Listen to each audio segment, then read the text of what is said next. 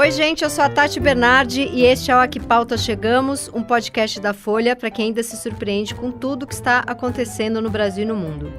E ao meu lado está o querido Thiago Amparo, sempre muito trabalhado na massa magra, muito cheiroso.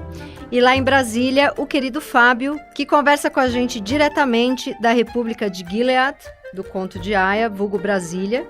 E a gente não pode atrasar porque ele tem que tomar cafezinho com as fontes. Bom, daqui a pouco eles vão disparar vossas matracas, mas por hora é só aquele oizinho tímido, sem muito brilho. Vai lá. Olá, olá.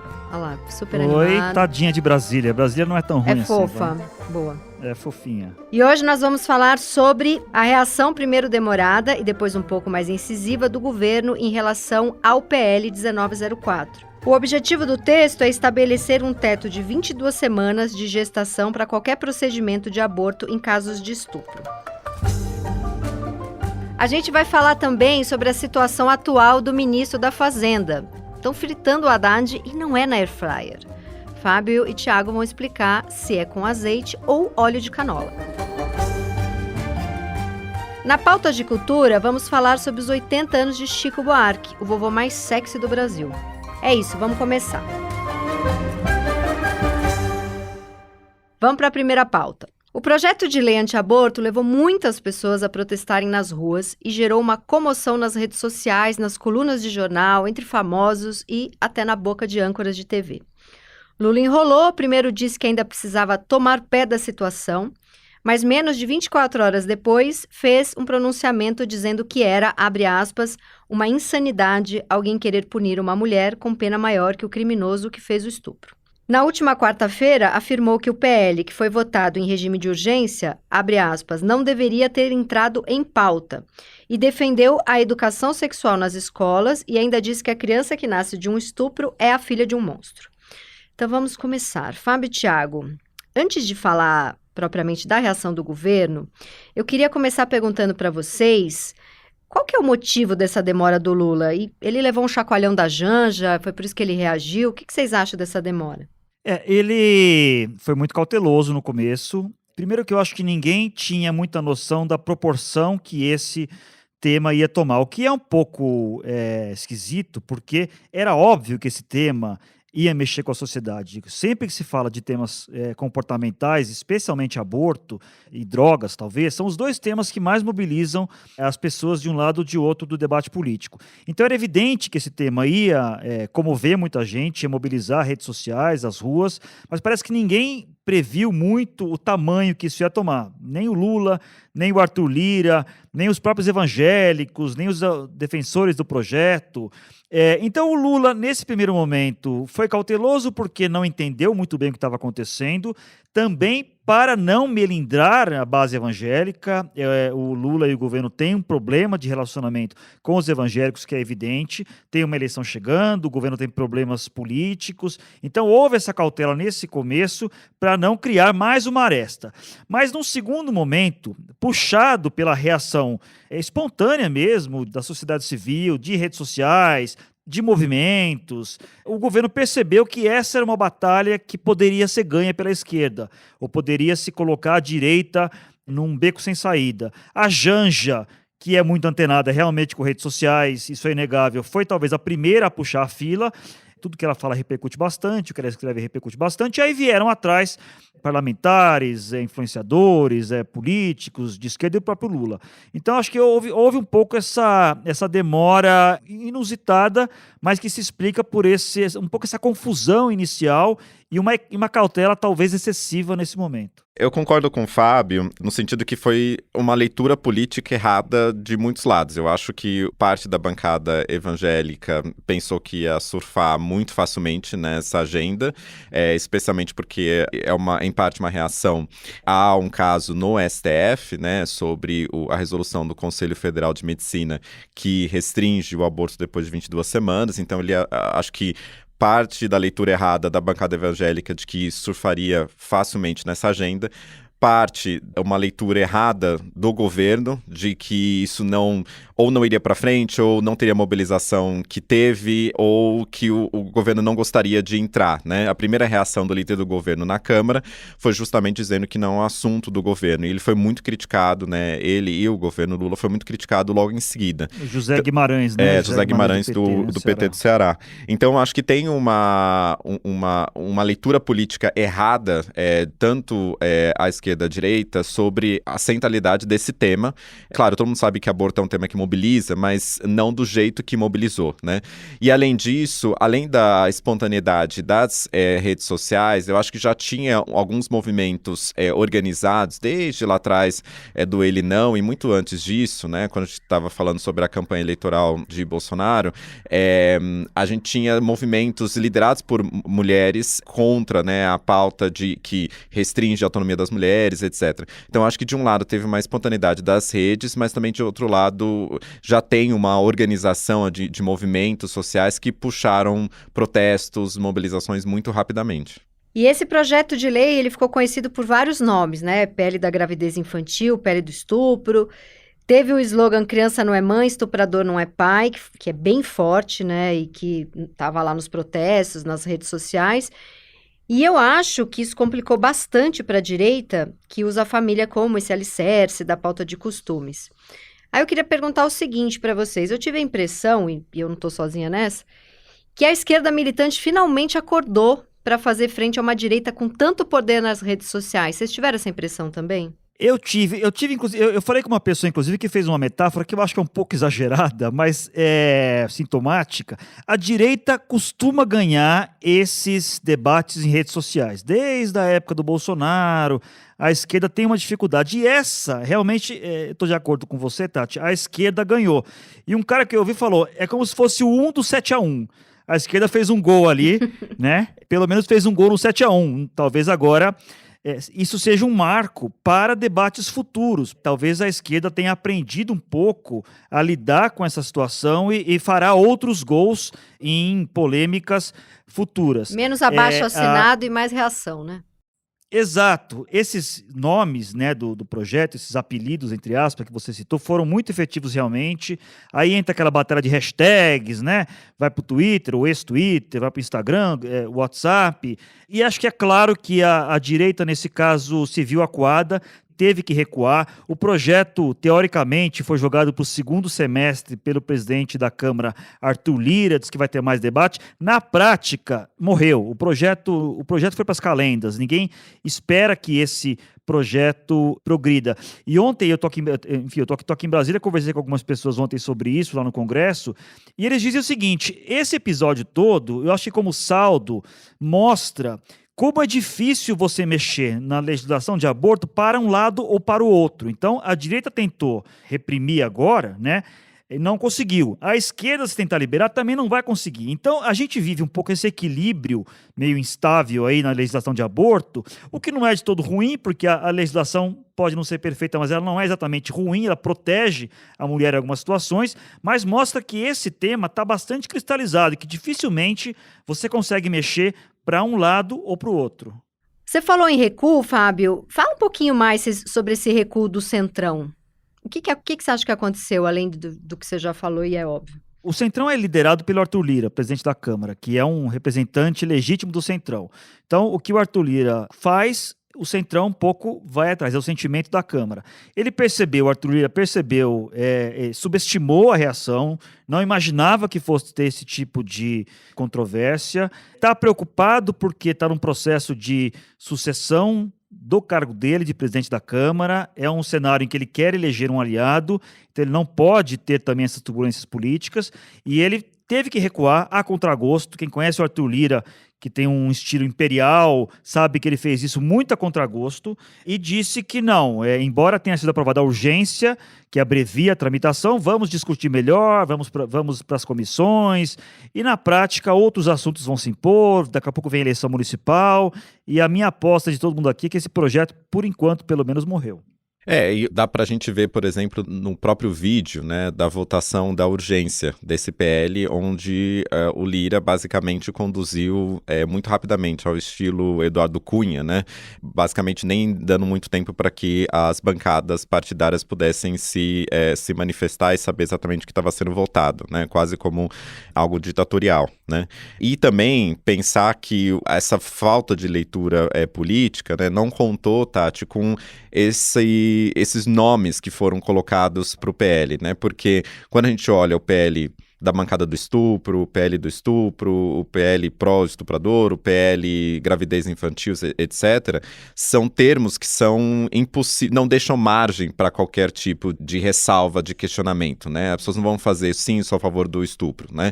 Então, foi uma estratégia política importante, justamente porque ela permitiu uma mudança na própria linguagem, né? Que não fica numa discussão sobre quando começa a vida, mas fica uma discussão sobre proteger a vida das mulheres, proteger meninas que são vítimas de violência. E aqui é importante entender qual é a realidade, né? A gente tem o Atlas da Violência de 2024, que acabou de ser publicado pelo Fórum Brasileiro de Segurança Pública, mostrou que quase 50% dos atendimentos registrados no SUS de meninas de entre 10 e 14 anos de idade são decorrentes de violência sexual, né? E o anuário do Fórum Brasileiro de Segurança Pública, com base em dados de 2022, falou que 6 em cada 10 mulheres vítimas de estupro, na verdade, são crianças, né?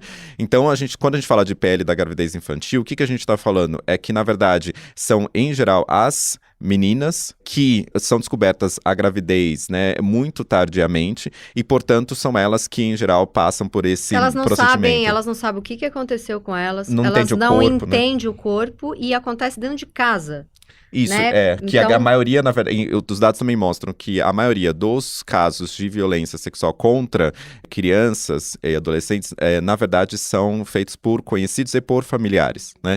Então, a gente está falando em situações, e a Folha publicou recentemente vários casos horrorosos, né, nesse sentido, mostrando efetivamente situações concretas, onde a menina só vai descobrir depois, muito tardiamente, o que está acontecendo no corpo dela, a mãe não sabia o que estava acontecendo, aquele estupro recorrentemente contra a criança. É sobre isso que a gente está falando. E esses nomes deixam pouca margem para discordância, porque justamente a gente está falando de um problema tão sério quanto esse, né? E você foi, né, no protesto, Thiago? O que você achou?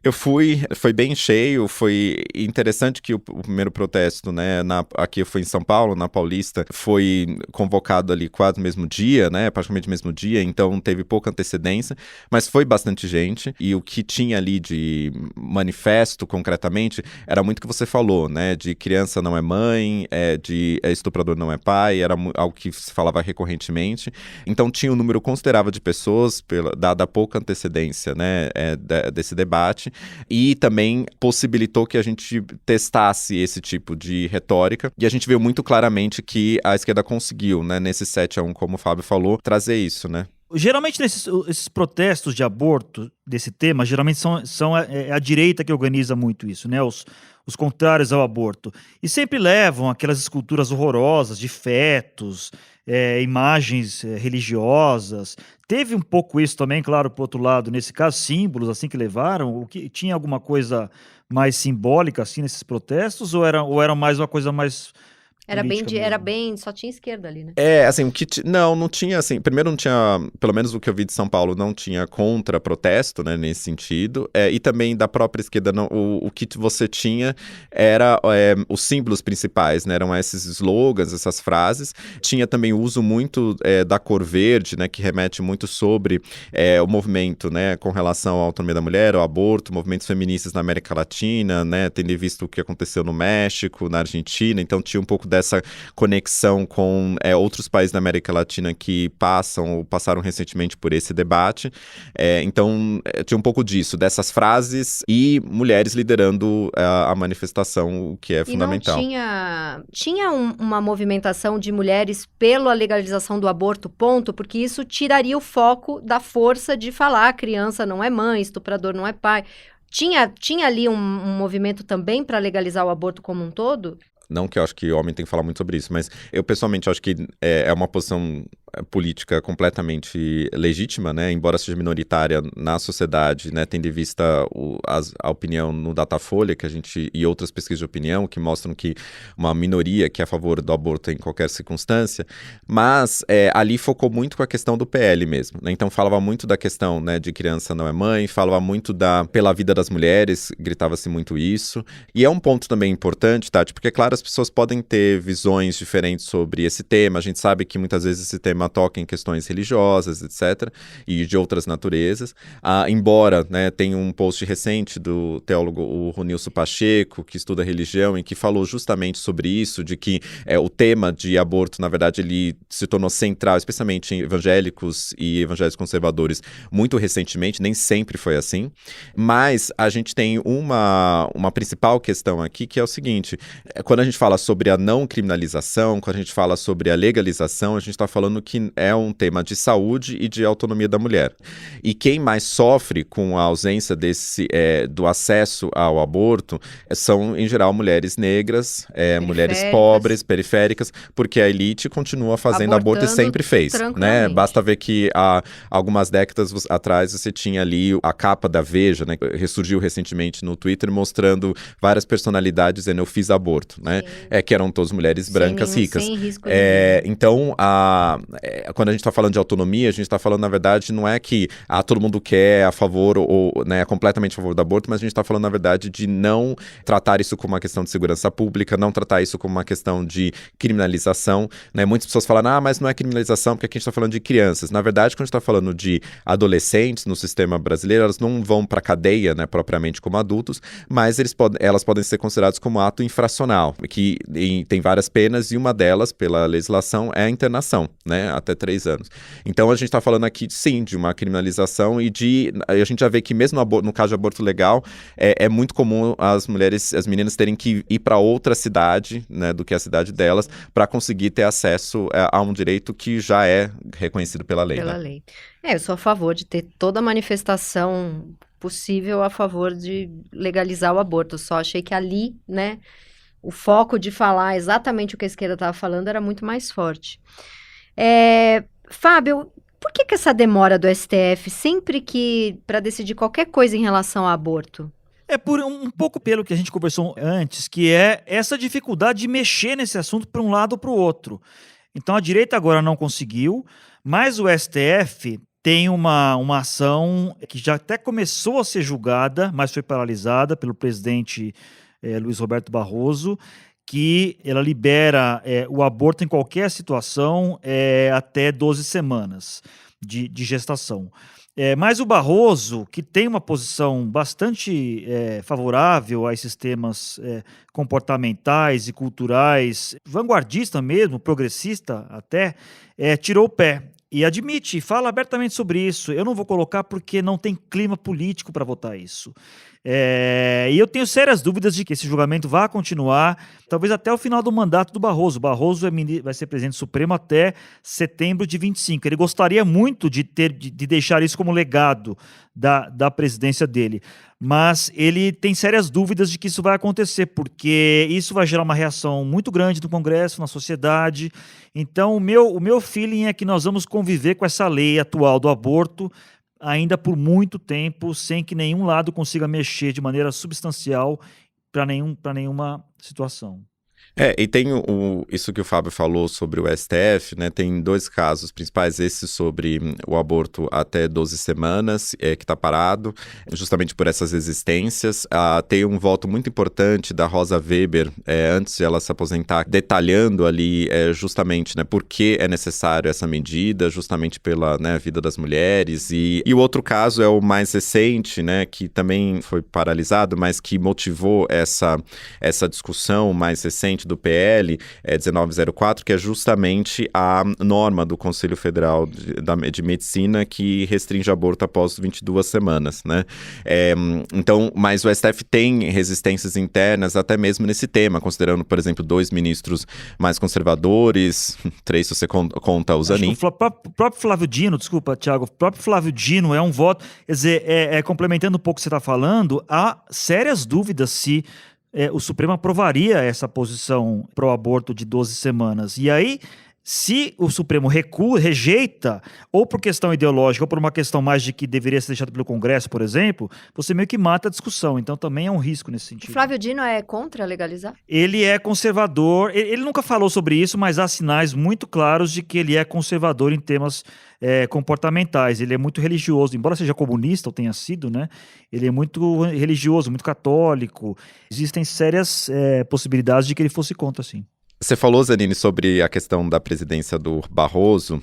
Eu acho que isso ficou muito claro, só uma nota de rodapé, acho que isso ficou muito claro recentemente numa votação sobre um caso de uso de banheiro por pessoas trans, onde ele tinha considerado que era um tema constitucional e que o STF já tinha também votado nesse sentido, e aí essa discussão voltou e a maioria do STF decidiu que não era uma questão constitucional, né? Uma mulher que tinha sido expulsa, uma mulher trans tinha sido expulsa de um banheiro feminino.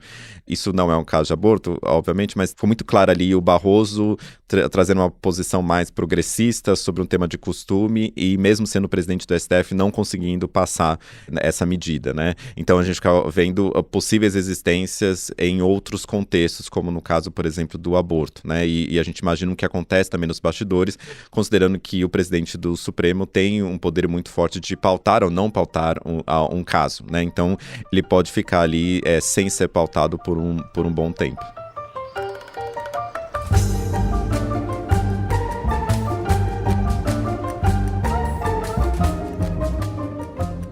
Bom, vamos para a segunda pauta. Vamos falar do ministro da Fazenda, Fernando Haddad, que vive derrotas na agenda econômica.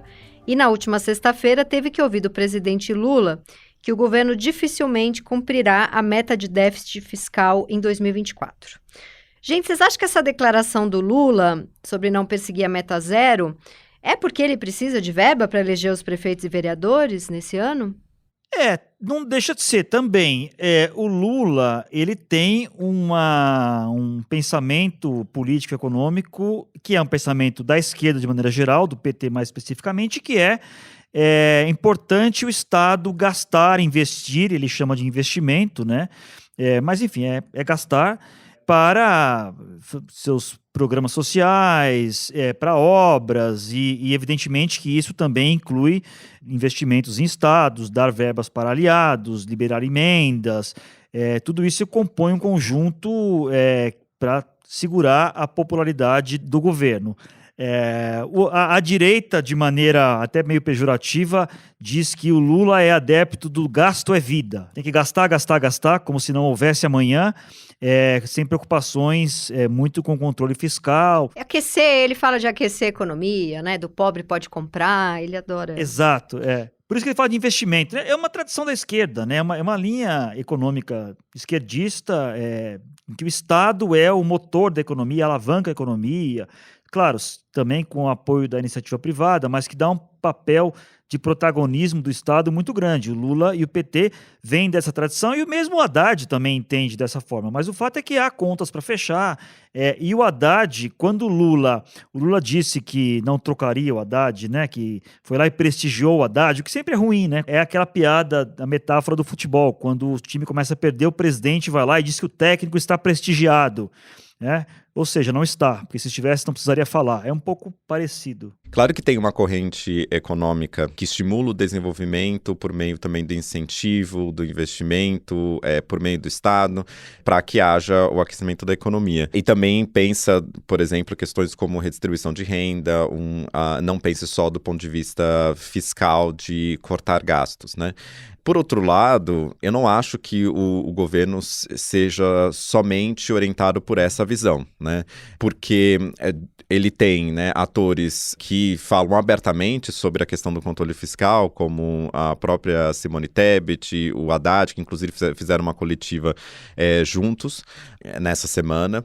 Eles promovem uma discussão que eu acho que é interessante. O Brasil fica muitas vezes nesse fla-flu de um lado, a gente fala sobre, queremos cortar os gastos, o Estado é grande, a gente precisa cortar os gastos, e de outro lado, não, precisamos gastar porque a gente precisa de investimento e reduzir as desigualdades. Claro que são visões econômicas que podem ser ideologicamente justificáveis, mas por outro lado, a gente também tem um problema, que e foi o que o próprio Lula disse, né, que muitas vezes as pessoas que falam para que a gente precisa cortar gastos são as pessoas que não querem rediscutir desoneração da folha de pagamento, não quer discutir sobre renúncia fiscal.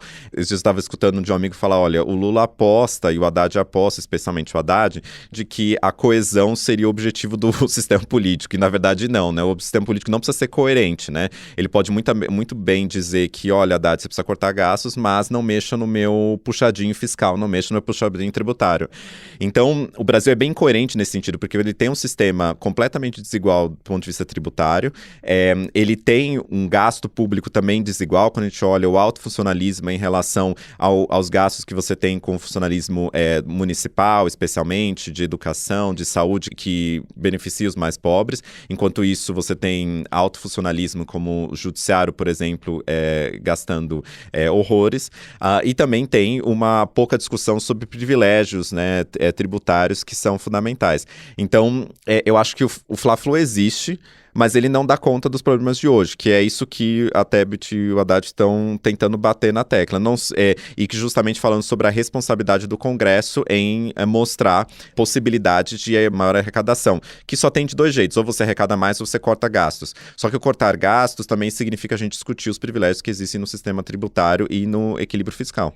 E o Haddad se dá bem e ser respeitoso e ter a conversa aberta com o Roberto Campos Neto, que é presidente do Banco Central. Você acha que é por aí que a gente pode pensar? Por que ele está passando por esses atritos também? Isso é muito irritante para o Lula, para o governo, para a militância? O Roberto Campos Neto virou o inimigo público número 1 do governo Lula. Às vezes eu acho que até mais do que o Bolsonaro. O Lula, nesse momento, se incomoda mais com o Roberto Campos Neto do que com os próprios bolsonaristas. Porque, enfim, é um liberal, defende outras ideias econômicas, ele tem independência, ele não pode ser retirado do cargo, é a primeira vez que isso acontece, a legislação mudou no governo Bolsonaro, e ele é um bolsonarista, né? Ele foi indicado pelo Bolsonaro, ele é amigo do pessoal do governo Bolsonaro, ele tem uma relação.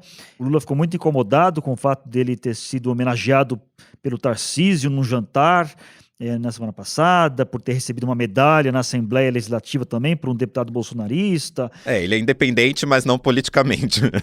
Só institucionalmente. Não, eu tô dizendo formalmente, né? Exato, formalmente. E o Lula foi para cima dele de uma maneira eu acho até um pouco excessiva, mas enfim.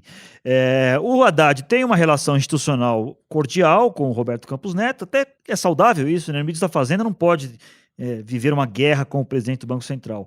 Mas o fato é que isso tem incomodado bastante o Lula, e o Roberto Campos Neto acaba sendo um pouco um bode expiatório muito conveniente nesse caso, porque na medida que ele não abaixa os juros, que o Banco Central não abaixa os juros como o Lula gostaria, isso atrapalha o crescimento econômico, e aí ele vira o culpado. O Roberto Campos Neto vira o culpado por todos os problemas econômicos que o governo possa enfrentar, muito embora a situação dos principais dados econômicos não seja ruim, né?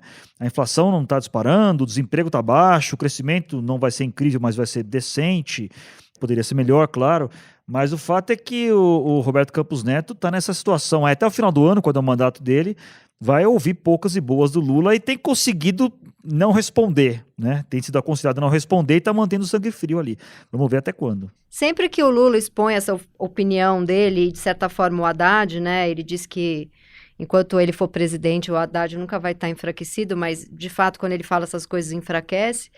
Tem um fenômeno interessante que são colunistas mais à direita, tuiteiros à direita, que começam a elogiar muito o Haddad. Ele vira um herói da direita, praticamente. Exato, é o famoso ruim com ele, pior sem ele, né? E eu acho que talvez seja uma reorganização também do discurso político econômico do governo, quando a gente tem a Tebet e o Haddad, né, mostrando para o Lula sobre onde poderia ser cortado também, né, não só em termos de corte geral de gastos, né, públicos, mas também de benefícios, desoneração, etc. Então, tem uma reorganização do discurso também, falando qual a responsabilidade do Congresso com relação a isso, considerando que, por exemplo, só os subsídios, né, as empresas, correspondem hoje a 6% do PIB, né? Então, a gente está falando de uma reorganização do discurso político. Eu acho que Tebet e Haddad convencendo o Lula de enfatizar esse aspecto para puxar uma responsabilidade maior do Congresso, e também você enfatizar a questão desse lado político do Campos Neto, né? Que acho que é importante também ser colocado, né? Por outro lado, tem a coluna dessa semana do Vinícius Torres Freire, aqui da Folha, né, que ele falou que tem, embora por um lado você tenha algumas razões, né, para que você critique o Campos Neto e o Banco Central, inclusive, por exemplo, esses números que o Zanini falou, poderia, na verdade, levar o Banco Central a ter uma mudança na sua política, mas que não tem sido verificada tão rapidamente quanto o Lula gostaria, mas, por outro lado, também é um tiro no pé quando, cada vez mais que o Lula fala sobre isso, também pode influenciar os atores econômicos, como, por exemplo, a questão do dólar, etc, né? Então, você pode ter razão, mas necessariamente a estratégia melhor é nesse sentido. Mas que, de fato, é muito preocupante a não independência política, né, do Campos Neto. A gente nem deveria estar falando, né? Eu lembro do lema dos jornalistas falando que o jornalista não deveria ser o tema, né, da notícia, né? É a mesma coisa com relação ao Banco Central. Acho que o presidente do Banco Central não deveria ser o tema da política, mas sim a política monetária, né?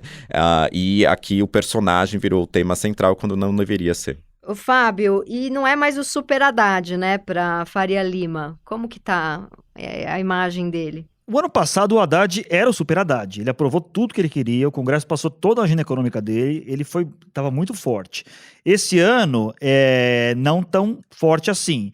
Mas não tem nenhuma evidência de que ele vai cair, por exemplo, né? Embora algumas pessoas tenham começado a dizer que ele pode cair, só o fato de as pessoas começarem a discutir isso já é sintomático. Mas não tem nenhuma evidência de que ele vai cair. Ontem eu tive conversando com um dos líderes do Centrão aqui no Congresso, e ele disse o seguinte: olha, a gente não morre de amores pelo Haddad, mas se o Haddad cair amanhã, o dólar vai para R$8. E se botar o Mercadante, vai para R$10. Então, vamos ficar com o Haddad mesmo, é o que temos. Vamos tentar prestigiá-lo da maneira possível, porque ele continua sendo o principal canal desse governo com o mercado, com o Congresso, apesar desse relativo enfraquecimento dele.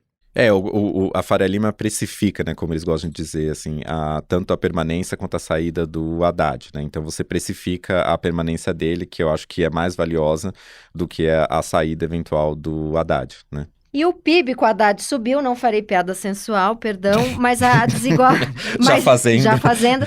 Mas a desigualdade persiste, né? Sim, eu lembro que quando as pessoas comemoraram, né, o Brasil sendo a 8ª economia do mundo, e isso, de acordo com o PIB, isso sendo muito importante, etc. Claro que é importante, enfim, o PIB crescer, sem fazer piadas de duplo sentido. É que tinha o Pibão, né? Tinha umas fotos do Haddad belíssimo, alto, e sem o título Pibão, então eu não vi isso. Isso me marcou, talvez eu tenha fantasiado. Eu circulo em melhores grupos de WhatsApp.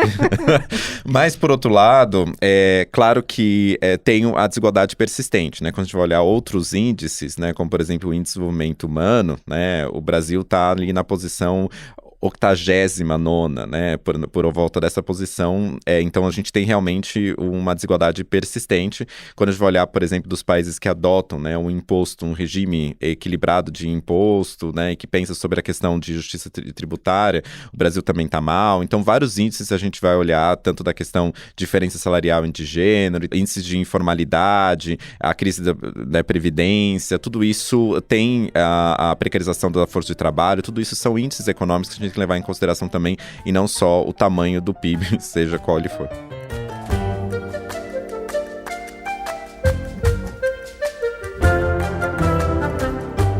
Bom, vamos para a pauta de cultura, que, claro, vamos falar de Chico Buarque, o maior compositor brasileiro, e cantor, e escritor, e poeta, e militante gato, e minha vida todinha. Falando em Pibão. Completou hoje, dia 19 de junho, 80 anos, né? Hoje que estamos gravando esse episódio, que é quarta-feira. E ele tá em Paris, onde ele tem casa. E ele tá lá com a Carol Proner, que é a mulher dele, com as filhas e netos. Ele aproveitou que tá lá e foi também numa manifestação contra o avanço da extrema-direita na França, acompanhado do amigo e ex-jogador Raí, que foi eleito em 2020 o maior jogador da história do Paris Saint-Germain. E em breve o Chico Buarque deve lançar o livro Bambino a Roma, que é uma autoficção sobre a infância dele na Itália. E aí é uma autoficção, gente. Então, eu gosto sempre de lembrar como esses textos mais autobiográficos, de autoficção, já foram tão criticados, né, vistos como inferiores, uma literatura menor, porque as pessoas comparavam, os críticos, etc., comparavam a obras de ficção. Mas aí a Annie Ernaux ganhou um Nobel, e agora temos Chico Buarque, o grande, o maior de todos, lançando um livro de autoficção. Então, os intelectuais vão ter que engolir a autoficção. Posso fazer uma pergunta ignorante? Pode. O que é uma autoficção Poxa, Fábio, você só tá na política aí, tomando café com gente chata. Vem pra literatura. É uma versão romanceada da biografia dele, é isso? Na verdade, é uma base de verdade, de coisas que aconteceram. E tem uma ficção ali para trazer toda uma cor, Dramaticidade. uma dramaticidade. E tem toda a teoria, aquelas que entram em psicanálise, que você, mesmo quando você vai contar um sonho para o seu analista, você nunca lembra 100% do sonho, mas a parte que você inventa do sonho também é importante para análise. Então, tem uma teoria de que mesmo textos ditos assim, livro de memória, testemunho, testemunhal, eles são autoficção, porque você sempre vai inventar um pouco quando você conta uma história. Aquele filme do Spielberg recente, The Banshees, que é uma... Que é da infância dele? Não. Da infância dele. É um pouco essa pegada também, claro que é cinema e não é livro, né? É um pouco essa pegada, É a moda, Fábio. A moda é autoficção, entendeu? Tá aí na fazer literatura, tá aí no cinema, tá aí no teatro. Você pode escrever uma autoficção sobre suas idas para Brasília. Brasília é uma autoficção. Voltando para Chico Buarque, ele já criou tantas obras importantes, né? E ele tá em tantos lugares. Não é uma metáfora com ele estar em Paris agora, mas de fato ele tá aí, multimídia. Inclusive, ele tá nesse momento na vida da minha filha Ritinha, porque ela tá estudando Saltimbancos na escola, né, que é uma peça de teatro infantil italiana, mas que na versão brasileira tem canções do Chico.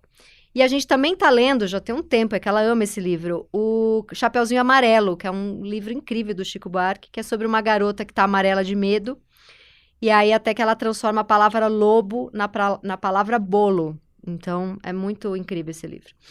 E sempre que eu penso, aí agora eu vou jogar para os rapazes, sempre que eu penso na obra do Chico Buarque, automaticamente eu lembro que a música Apesar de Você, né, que é um marco cultural da época da ditadura, essa música, a letra passou pela censura, porque os militares acreditaram que era uma canção sobre uma briga de casal, um término de relacionamento. Aí você vai prestar atenção na letra. Hoje você é quem manda, a minha gente falando de lado, olhando pro chão. Gente, isso aqui não é briga de casal. Tanta escuridão, a música inteira, né, contra a ditadura.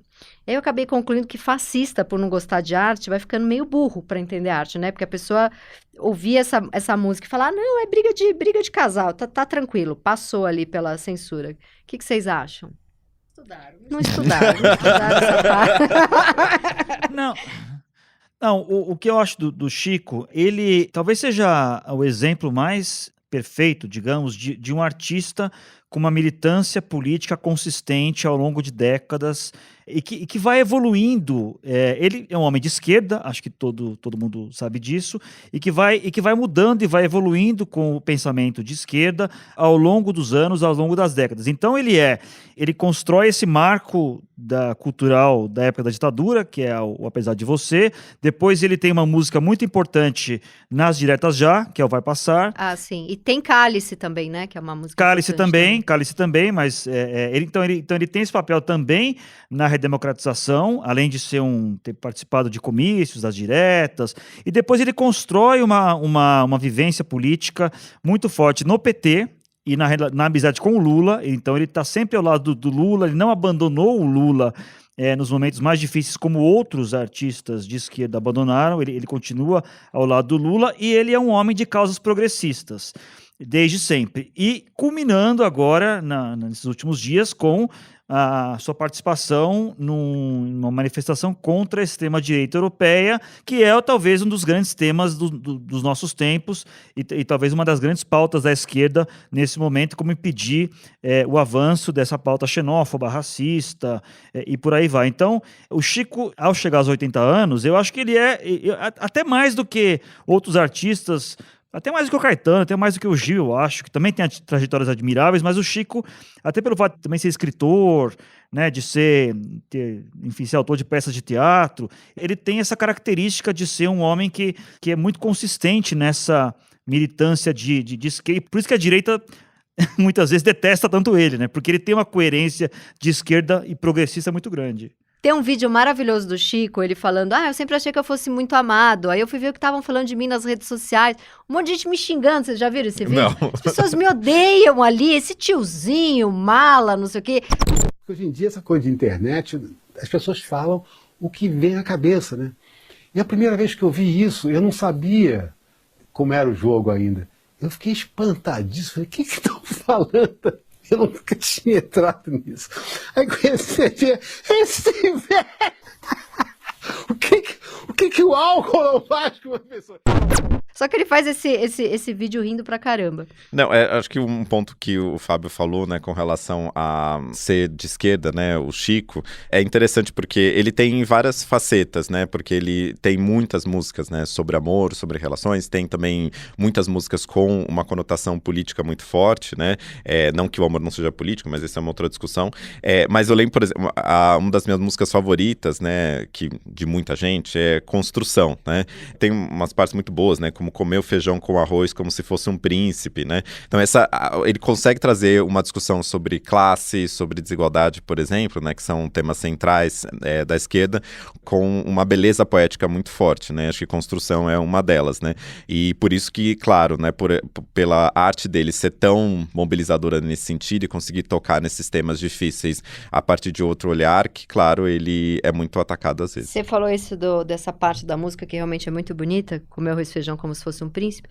Eu sempre lembro daquela cena do Eles Não Usam Black Tie, que tem a cena final, a Fernanda Montenegro separando o feijão, e só acaba assim o filme. Sempre que eu escuto exatamente esse verso da música, eu lembro dessa cena do filme. E uma coisa que eu acho muito interessante do Chico é que ele tem essa capacidade de circular em mundos diferentes, né? Ao mesmo tempo que ele é um intelectual francês, muito à vontade em Paris, se comporta como tal, mas também tem essa carioquice de gostar de praia, cerveja, futebol, e ir no jogo do Fluminense, e jogar uma pelada com os amigos, transitar nesses dois mundos aí, que nem sempre é fácil para um artista. E aí, assim, tentando falar um pouco, o Thiago já puxou aqui, tentando escolher uma letra, uma música predileta, eu fiquei ouvindo o Chico a manhã toda, chorei um pouco, sacanagem.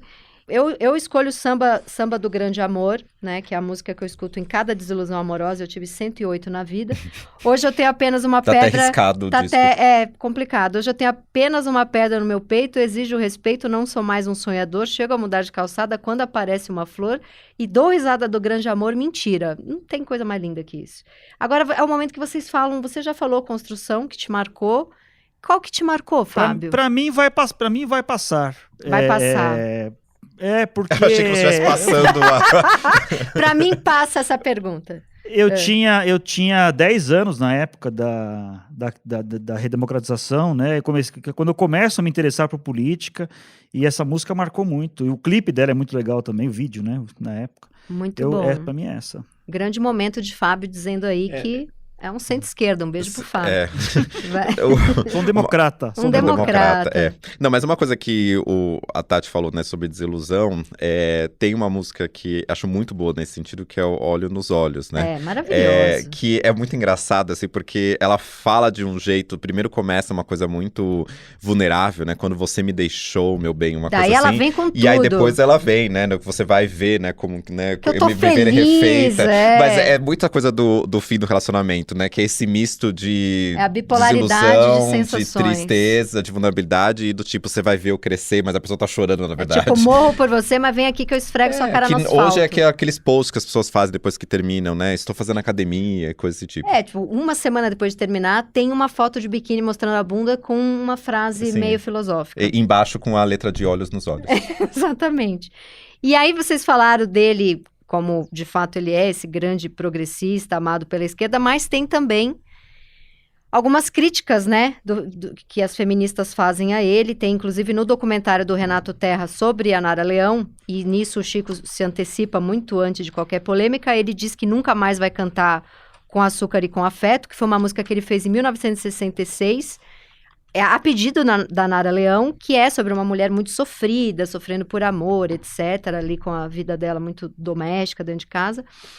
E tem algumas críticas, por exemplo, a música Rita, que eu adoro. Algumas mulheres entendem que ele tá falando, que ele tá colocando a mulher nesse lugar meio Eva, da mulher que estraga tudo, que é a grande culpada de todos os problemas do mundo, aproveitadora, enganadora. Porque o Chico fala que a Rita roubou o prato santo, o disco de Noel, e criticam ele, porque não pode, enfim, criticar Rita, né? Mas esse é o momento em que o progressismo vai longe demais, não é não, gente? Não, acho que tem uma... Até Chico é cancelado. Até Chico foi cancelado. Exato. Né? Acho que tem acho que o Chico desafia a gente a pensar uma discussão que, claro, não dá pra gente fazer muito rapidamente, mas, claro, assim, né, todo machismo e etc. Deve ser combatido, né? Mas tem uma discussão que é interessante que o Chico traz, que é possível, pela arte, você ser outras coisas, né? Quando você é um ator, uma atriz, por exemplo, quando você é um compositor, você ocupa outros corpos, outras visões de mundo, hoje em dia né? é uma discussão, né? E é uma discussão sobre isso. Claro que é uma discussão completamente válida a gente falar sobre a representatividade de diferentes pessoas. Então, por exemplo, né, você ter personagens trans sendo representados por atores trans, você ter ali, né, combate ao capacitismo, etc. Mas tem uma discussão séria sobre representatividade que é super importante, mas também tem uma discussão sobre a possibilidade de a gente viver outras experiências. Então, você conseguir, por exemplo, escrever uma música a partir de um olhar de uma mulher sendo um homem, sendo Chico, né? E acho que isso né, pensar a partir desse olhar.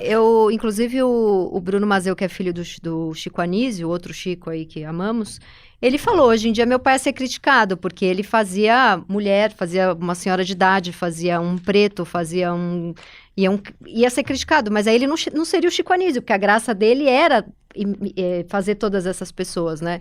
Então, e tem uma discussão sobre humor que a partir do momento em que você pode fazer, né, claro, ocupar diferentes, né, personagens, mas ao mesmo tempo pensar de quem você tá rindo, né, e que é possível se fazer humor inteligente sem necessariamente rir do quem já é vulnerável, quem já tá... E aí tem gente que se pergunta se as músicas, tatuagem, por exemplo, né, que é a mulher que tá sempre esperando aquele homem para brincar no corpo dele feito uma bailarina, nos músculos exaustos dos seus braços, a Terezinha que fala o primeiro que chegou, o segundo que chegou, parece que tá sempre esperando um homem chegar, o olhos nos olhos que você falou, né, que quantos homens me amaram bem mais e melhor do que você. Então, essas mulheres sempre sofridas, esperando um homem, né, no Sob Medida, que é uma música linda também, que fala, sou sua alma gêmea, sua irmã, seu incesto, barará. Então tem essa crítica, da mulher que tá sempre esperando um homem. Eu, não sei se pela minha idade, eu acho todas essas músicas maravilhosas. Acho que não é esperando um homem, mas estamos sempre esperando o amor. Isso aí eu não tenho nenhuma dúvida. Mas eu não deixo de ver a força de letras que são mais a ver com o tempo de hoje, que é, por exemplo, quando canta Eu Vou Te Dar um Preju, vai tomar surra de bumbum. Que Chico Buarque não cantaria, mas as letras de funk... Eu amo Chico, mas eu não deixo de ver beleza nesse movimento mais empoderado aí, cabeceado pela Anitta. E também tem muita letra de funk muito boa, né? Assim, acho que não é essa crítica, essa comparação, assim, né, de poderia ser vista como elitista, né, de Chico de um lado, funk de outro. Eu acho bonito, Vou Te Dar um Preju, surra de bumbum. E até o Ed Mota, né, foi criticado por criticar rap, né, e dizendo que, né, como se fosse algo menor, mas de um lado tem uma discussão sobre se essas experiências são parte da experiência humana, né, ou seja, existem pessoas esperando vulneráveis por um amor? Existem, né? Então, talvez assim, falar sobre essas experiências também seja importante. Não significa que a gente está reduzindo todas as experiências como a única experiência possível daquela pessoa, daquela categoria de pessoas, né? Mas eu acho que é um tema bom. Bom, vamos encerrar, vamos ficando por aqui. Esse foi o A Que Pauta Chegamos, podcast da Folha, que é sua dose semanal de desespero com pitadas de alívio cômico. Se você gostou, não deixa de indicar para seus amigos, familiares e, sobretudo, fãs do Chico Buarque. E pro Raí também. E pro Raí, um beijo pro Raí. Esse episódio tem roteiro meu, apesar de todo mundo mexer, dar tudo de si, melhorar muito o roteiro. Tem edição de som de Rafael Conkle e eu agradeço você ter ficado com a gente até o final. E esse episódio usou áudio do filme Chico Buarque Bastidores. Até semana que vem. Tchau. Tchau, pessoal.